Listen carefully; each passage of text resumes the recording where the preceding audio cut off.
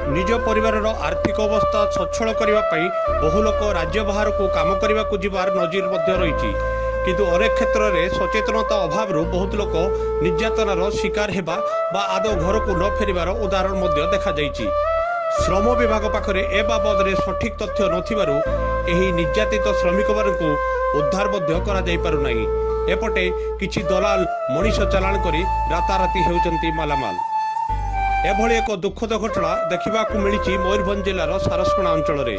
सुरेश बेंटकार नामक जैनिक व्यक्ति सारसकोणा बजार में गैरेज काम करी निजर स्त्री 3टी झील एवं गोटे पुओ को नहीं परिवार चलाउथिला बेले 2012 मसीह परिवार आर्थिक सच्छलता आनिबा स्थानीय किछि दलाल हाबुड़े पड़ी चली जाइथिले सुदूर तमिलनाडु। हेले आज को 6 वर्ष बीती जाइथिले भी तांको सह कोनोसी जोगाजोग करि पारि नाहंती परिवार लोक। सुरेश को झील सुचित्रा कहबार जाई 2012 रु पड़ेले। हाँ एटकार पिला हूँ गोटे बना बोली पिला कहते सी हूँ बापा सहित कथबार्ता है जे चलो ये तुम भल इनकम होनी तमिलनाडु चलो से भल पैसा इनकम कर।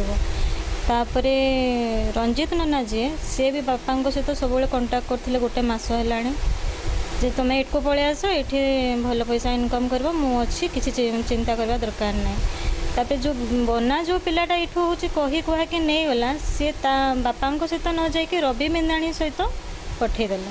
जो रवि मिंदाणी जो पिलाटा तांको आम चिन्हनी कि जानिनु सी आसले बस गाड़ी में बसैकी नहीं गले बापा सहित सब 3 दिन रास्ता ना तो 3 दिन रास्ता जो पहुँचले जो रंजित नना पाखे जो पहुँचले तो से केवल थरे मात्र फोन रे मुझे कथबार्ता होपर आ बापा सहित जमार कंटाक्ट हो पारे ना। पर जिते मु खबर पाइली से बना सहित बना कहला जे मो सांगे जाइनी मु रवि बिंदाणी सहित पठे देछि। तापरे ता कहवा कथा बना कहवा कथा जे मो बापा रेलवे स्टेशन रे उल्लेखि से को मारपीट करिसंती जहाँफल के एमाने भी मारपीट करिसंती बापा को। आ राताराति कुआडे चलीगले बापा से माने कहउछन जे आमे जानिनु कि देखिनु। मो बापा सहित कथबार्ता हेले बापा जमती मते चिन्ही नाहंती कि जानी नाहंती माने जमती हकलेस हो बहुत माने जमती भय पशि जमती बहुत से टाइप कथबार्ता है। मो माँ अच्छा मो भाई मो भौणी आ मो अजा ही अच्छा मु छोट छोट छुआ मान को ट्यूशन करके घर चलाऊँ। मु 2012 ये घटनाटा घटी सारापर किछि दिन पर थाना को जाइली। सिटी थाना रे एफआईआर देला को थाना वाला जमारो माने कथाटा को सीरियसली नेलेनी हसिकी उड़े ही देले। से कहले जे कौन तुम बापा छोट छुआ होती जे चॉकलेट खाऊँ हजिजे मिलजे माने रिक्स नेलानी जमती लगला जमती किए घुष दे दीचे आम कथाटा को शुणवाई नाराज। कि दिन वर्ष पर तापरे एठी जड़े आमर बारिपदार कलेक्टर आसते मुझे मो माँ सहित आम कही तो कलेक्टर आमको कही जे देखंतु आपण परे हूँ मत टे कि समय पे देखा करेंगे तो मो असुविधा जो घर परिस्थिति जो मुझे कलेक्टर पाक जापारे ना कि देखा भी करें ना। निजर आर्थिक अवस्था सच्छल नथिबा एवं कहारी सहयोग न पाइबा फल असहाय अवस्था पड़ी रही परिवार वर्ग। रंजित नना से अच्छा से चेन्नई रे कहला जे तुम्हें पर बाहर आस चेन्नई को ना जीवी मुसे पर जीवी पर आसूल मु पिला पठे दी तुम्हें पर बाहर आसब बोली मु पिला पठे दी पिला मैंने जाइछन तुम्हें आस रवि बिंदाणी आसे बना सागर कथबार्ता हिन मझे मझे ये तो जीवा आसवा करती जावापर सी जेदिन पहुँचले जेदिन पहुँचीछन से 2 पर बेलिया 10टा बेले सी से केठी उल्हेले गोटे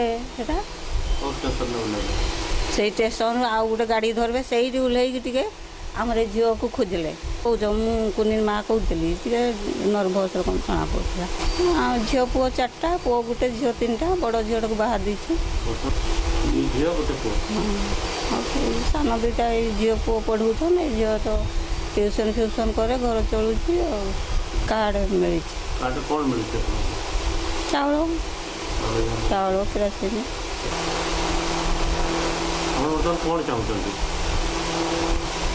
कौन आ चाहिए जमती जाइए मुझे चाहूँगी केमती चेष्टा कर घूरी आसन ସେମିତି ତ କିଛି ଆଉ ଛୁଆମାନଙ୍କୁ ତ ନେଇକି ମୁଁ ଯେ ଅସୁବିଧାରେ 6 ବର୍ଷ ହେଲାଣି ଚଳୁଛି ସେଇଟା ତୁମେ ଆପଣମାନେ ଭଲ ଭାବରେ ଜାଣିଥିବ।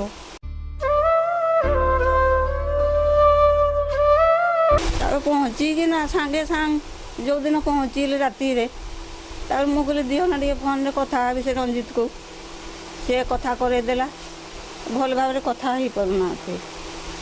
ତାପରେ ହଁ ନା ସେ ତା ଛୁଆ ବାପ ସାଙ୍ଗେ କଥା ହେଇନି, ସେ ରଞ୍ଜିତ ସାଙ୍ଗରେ ମୁଁ କହିଲି ଟିକେ ଦିଅ ନା ତାଙ୍କରକୁ କଥା ହେବେ। ସେ ଭଲ ଭାବରେ କଥା ହେଇପାରିଲେନି। ଦିଅ ନା ଟିକେ ଫୋନ୍ଟା ମୁଁ ତାଙ୍କ ସାଙ୍ଗରେ କଥା ହେବି। ହଉ ଦେଉଛି କହିଲା ସେ ରଞ୍ଜିତ। ନା ଏଇଟା ସେଇ ରଞ୍ଜିତ ଯେଉଁ ବସାରେ ଥିଲେ